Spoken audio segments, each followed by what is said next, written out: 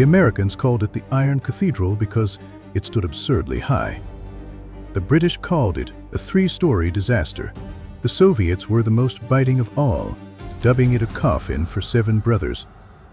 Even its intended victims, the disciplined German crews, couldn't help but laugh when they first saw it through their binoculars, dismissively labeling it a splendid target.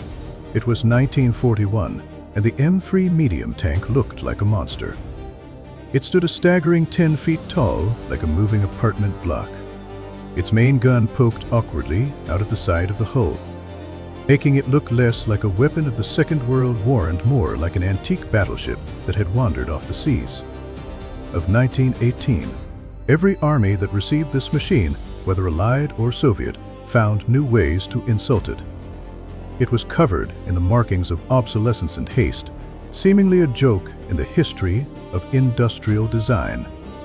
However, in May of 1942, on the scorching yellow sands of North Africa, this joke, this clumsy, ugly machine, did something that no British tank of the time could do. It sent a chill down the spine of Erwin, Rommel-less Panzer divisions. It didn't just stop the German tracks, more importantly, it stopped the German laughter.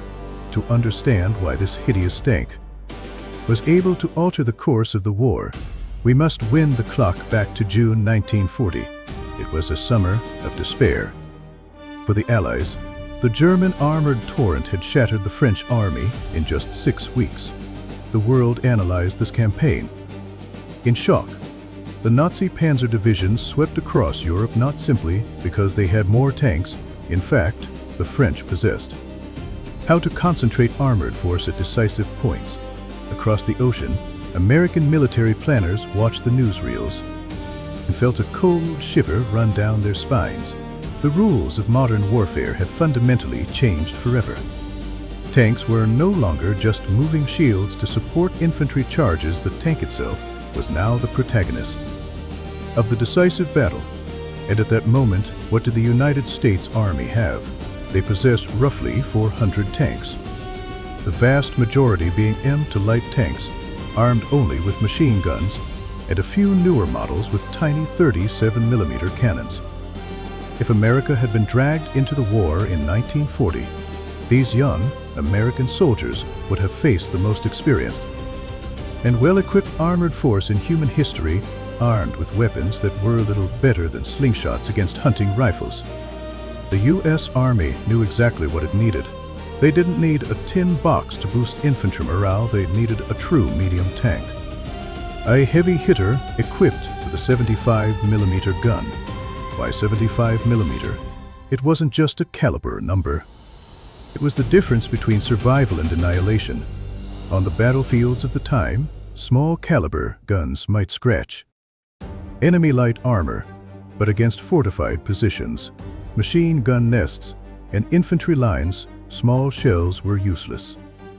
A 75mm gun, however, offered a dual capability. It could fire armor-piercing rounds to kill enemy tanks.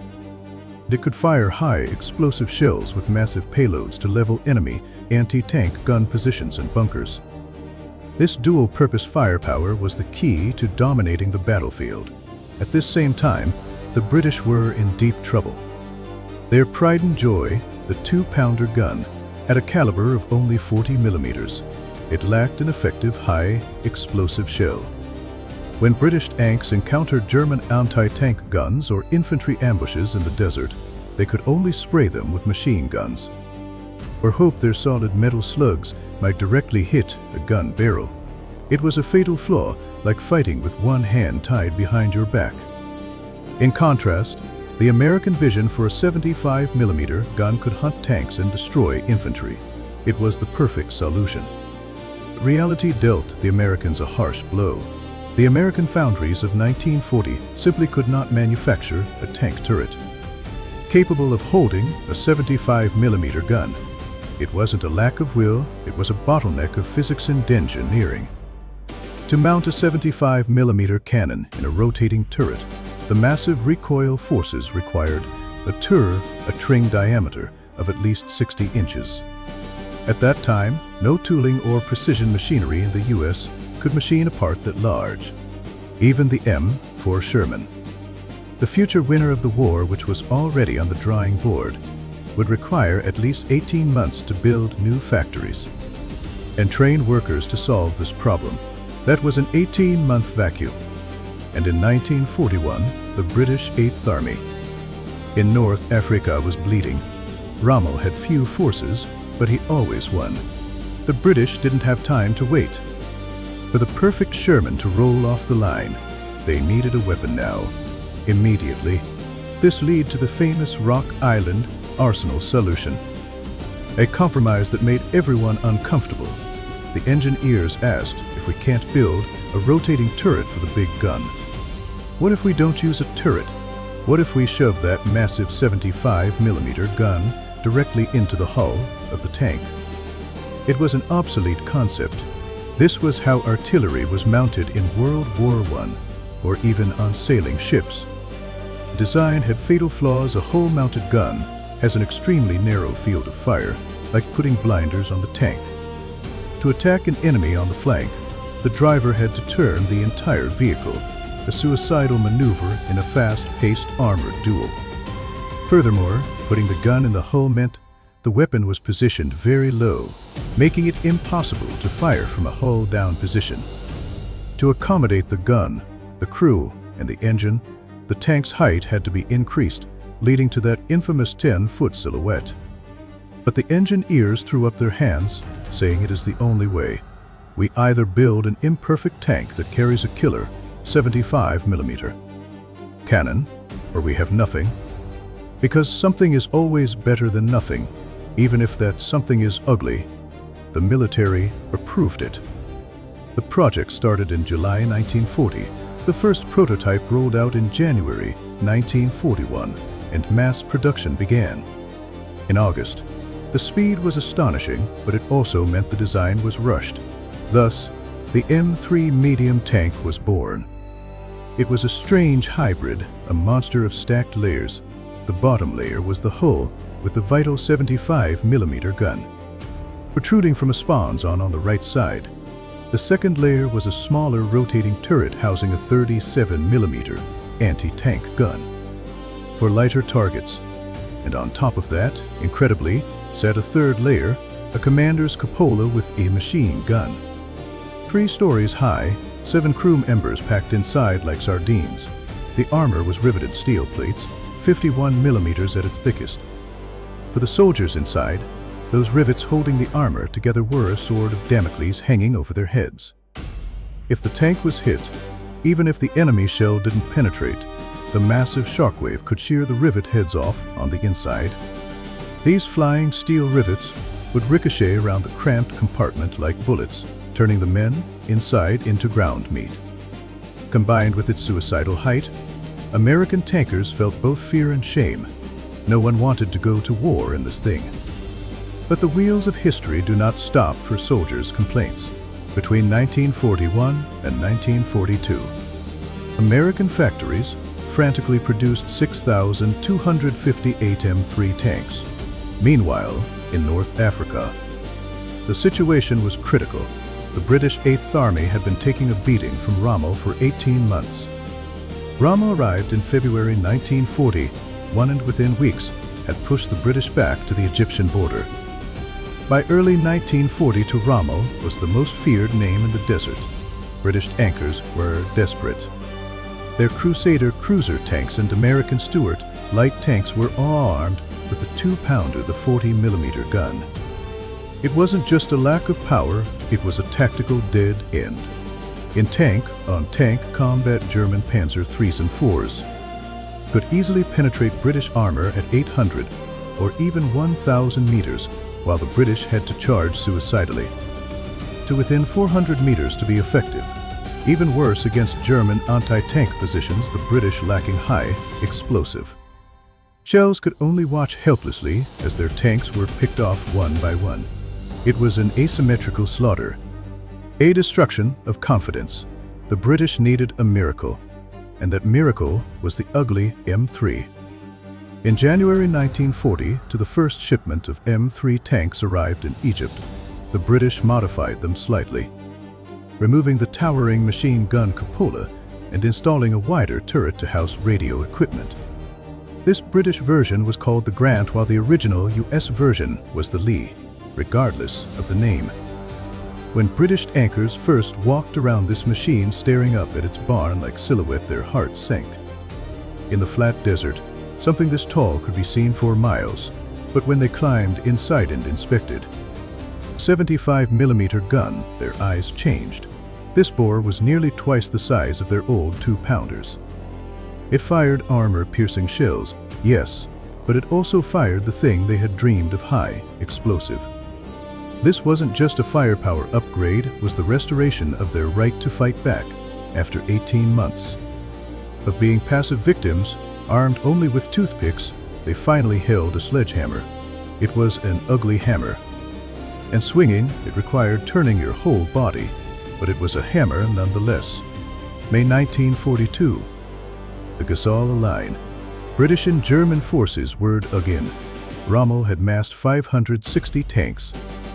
The British had 850, including 167 brand new M3 Grant tanks secretly assigned to the 4th Armored Brigade. German intelligence had noted the arrival of a clumsy-looking new tank but dismissed it. In their reports, it was just another thin-skinned American product, its high profile a gift to German gunners. Rommel remained confident. His plan was bold sweep around the British southern flank and strike from the rear. On May 26th, Operation Venice began. The Afrika Korps sliced into the desert like a blade. Rommel expected another easy victory, another day of watching British tanks burn helplessly outside the range of German guns. Dawn, May 27th, south of Gazala. The vanguard of the German 15th Panzer Division spotted British armor. It was the 4th Armored Brigade with their M3s. German tank commanders followed standard procedure. Halt, range, and fire at 1,200 meters. At this distance, the old British tanks could never touch them. The Germans thought this was just another target practice session. However, this time, the script had changed.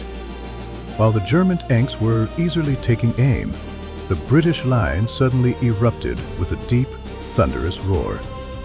Moments later, a terrifying screech tore through the air. It wasn't the light ping of a 40mm shell.